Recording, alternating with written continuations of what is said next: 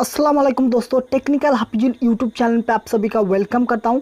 तो दोस्तों आज की इस वीडियो में मैं आपको बताऊंगा विंडोज़ 10 का आईएसओ फाइल किस तरह से डाउनलोड करते हैं, किस तरह से उसको बूटेबल पेन ड्राइव बनाते हैं, किस तरह से आपको क्या कुछ करना है, डिटेल्स में सब कुछ होने वाला है। तो ऑलरेडी मैंने डाउनलोड करके रख लिया है। ओके, तो इस फाइल का लिंक आपको वीडियो को डिस्क्रिप्शन पार्ट में दे दूंगा, वहाँ से इसको डाउनलोड कर लेना है। तो एक सर्वर से ना हो तो दूसरा सर्वर आपको मिलेगा।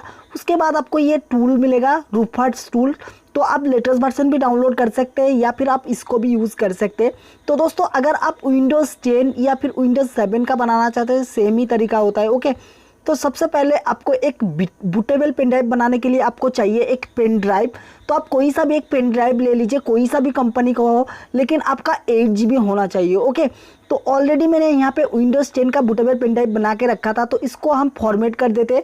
इसके ऊपर राइट क्लिक करेंगे, उसके बाद फॉर्मेट में जाएंगे, उसके बाद आपको क्विक फॉर्मेट कर देना है। ओके, इतना सा काम कर देना है। ओके, इस काम को कर लीजिए। ओके, इतना सा काम करने के बाद ये आपका बूटेबल पेन ड्राइव बनाने के लिए रेडी हो जाएगा। ओके, इस फॉर्मेट कर दिया मैंने। ओके, इतना सा काम आपको करना है। ओके, उसके बाद आपको ये टूल को ओपन करना है। उस टूल को ओपन करने के बाद आप देख सकते हैं यहाँ पे MBR पार्टीशन स्कीम।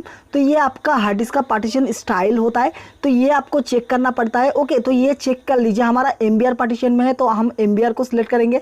आपका अगर GPT होगा तो GPT को सिलेक्ट करना होगा। ओके, नहीं तो आपका एरर वगैरह आ सकता है, तो इस बात का आपको ध्यान पे रखना है। उसके बाद आपको कुछ भी नहीं छेड़छाड़ करना है। यहाँ पे NTFS या फिर FAT32 बिट डिफ़ॉल्ट में रहने दे सकते हैं, नहीं तो आप इसको जाने दे सकते हैं। उसके बाद आपको चूज़ पे जाना है। यहाँ से आईएसओ फाइल को आपको डेस्कटॉप पे है, हमारा डाउनलोड पे है, तो यहाँ पे हम लोकेशन देते हैं, आपका कहीं पे भी हो सकता है। ओके, इतना सा काम करके यहाँ पे स्टार्ट दे देना है। तो स्टार्ट जैसे आप देंगे तो यहाँ पे आपका वार्निंग शो होगा।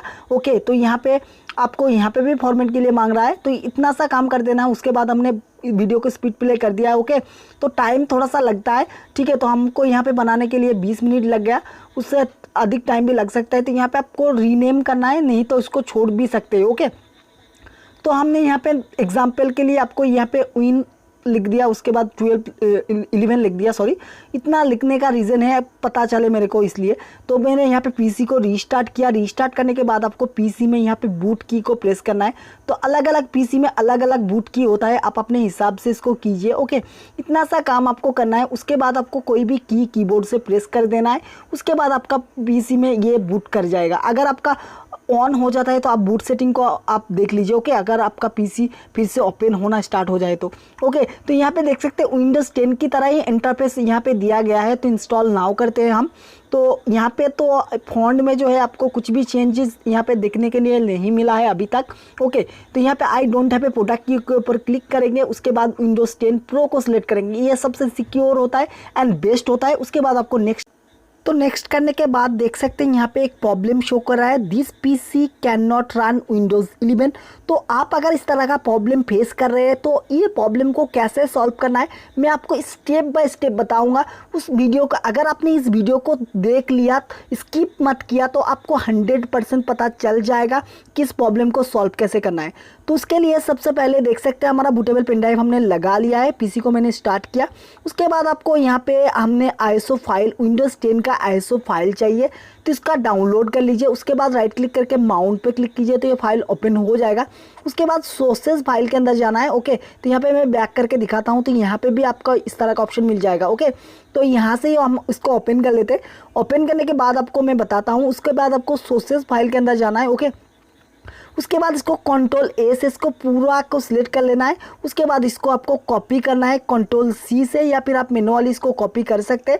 तो यहाँ पे एक फाइल को अनसिलेक्ट करना है, तो वो फाइल कौन सा है, इंस्टॉल ESD।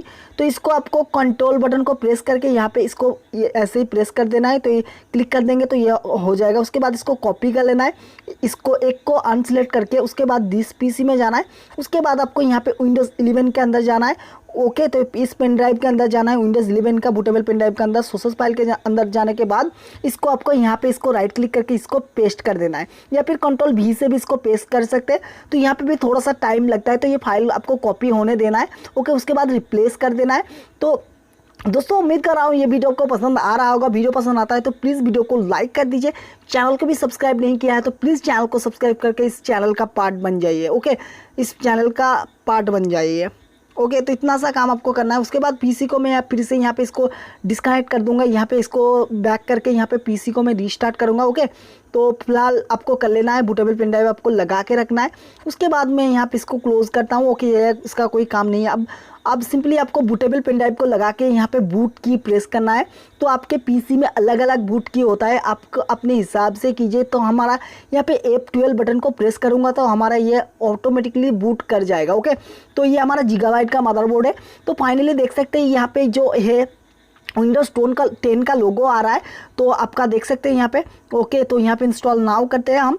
इंस्टॉल नाउ करने के बाद आपको बताता हूँ, तो देख सकते हैं सेटअप इज स्टार्टिंग आ रहा है।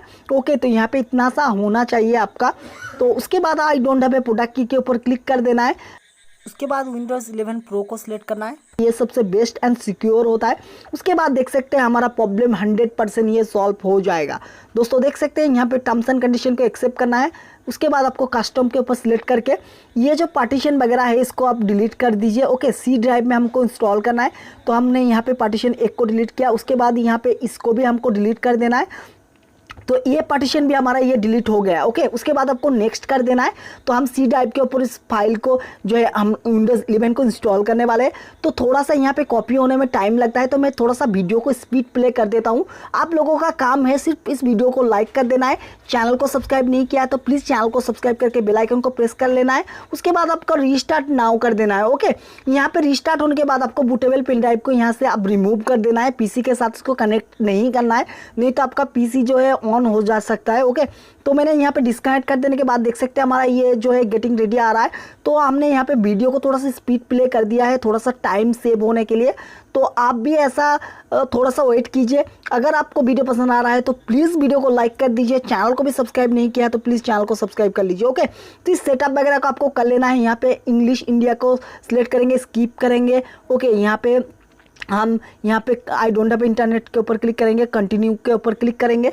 तो यहाँ पे आपको कुछ भी नेम दे देना है। यहाँ पे आपका चैनल का नाम दे सकते हैं, होम पीसी कर सकते हैं, कोई भी नाम दे सकते हैं। ओके, तो यहाँ पे हम नेक्स्ट कर देते हैं। उसके बाद आपको पासवर्ड के लिए मांग रहा है, तो यहाँ पे पासवर्ड मैं नहीं दूंगा। उसके बाद यहाँ पे मैं नेक्स्ट कर देता हूँ। आप अगर देना चाहते हो दे सकते हैं। प्राइवेसी को अनटिक कर दीजिए सारे को, उसके बाद एक्सेप्ट कर दीजिए। तो देख सकते हैं हमने पीसी को यहाँ पे पूरी तरह से बूट करा लिया सॉरी।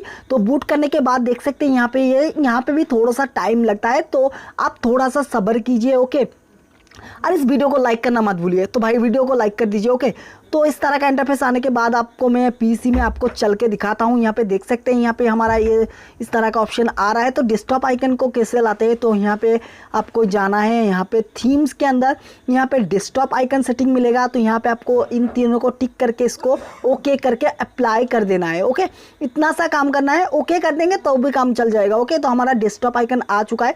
अब हम इसको ओपन करते हैं, तो देख सकते हैं यहाँ पे इस तरह का इंटरफेस आपको देखने के लिए मिलता है। तो बहुत ही ब्यूटीफुल लुक लगा मेरे को। आपको कैसा लगा कमेंट बॉक्स में बताना मत भूलिएगा। ओके, उसके बाद आपको क्या करना है मैं बताता हूँ। तो आपको अगर यहाँ पे डार्क थीम चाहते हैं तो वो भी कर सकते हैं। तो आपको मैं इसको कट करके फिर से एक बार दिखाता हूँ। वहाँ पे तो आपको थीम पे फिर से जाते हैं हम। यहाँ पे अगर डार्क को सिलेक्ट करेंगे तो ये भी बहुत ही अच्छा लगा मेरे को। ओके, तो दोस्तों आप इस तरह से इसको चेंज वगैरह करके देख सकते हैं। आपको कैसा लगा ये operating system, please comment box में बता दीजिए। चैनल को सब्सक्राइब नहीं किया तो आपका काम है सिर्फ चैनल को सब्सक्राइब कर लेना। ओके, अगर आप ड्राइवर वगैरह को अपडेट करना चाहते हो वो किस तरह से करेंगे वो भी मैं बता देता हूँ छोटा सा पार्ट में। ओके, तो इतना सा काम तो आपको करना ही है, मेरे को करना ही है। तो प्रॉपर्टीज़ में जाएंगे राइट क्लिक करके। ओके, उसके बाद आपको जाना है डिस्क मैनेजमेंट के अंदर, डिवाइस मैनेजर के अंदर जाने के बाद आपको जो भी ड्राइवर अपडेट करना चाहते हैं तो यहाँ पे इंटरनेट को कनेक्ट कर लीजिए। इंटरनेट को कनेक्ट करने के बाद आपको सिर्फ यहाँ पे इंटरनेट कनेक्शन ऑन करके यहाँ पे अपडेट देंगे। उसके बाद आपको यहाँ पे सर्च पे दे देंगे तो ऑटोमेटिकली आपका ड्राइवर इंस्टॉल हो जाएगा। तो इस तरह से इसको सारे ड्राइवर को अपडेट कर लीजिए।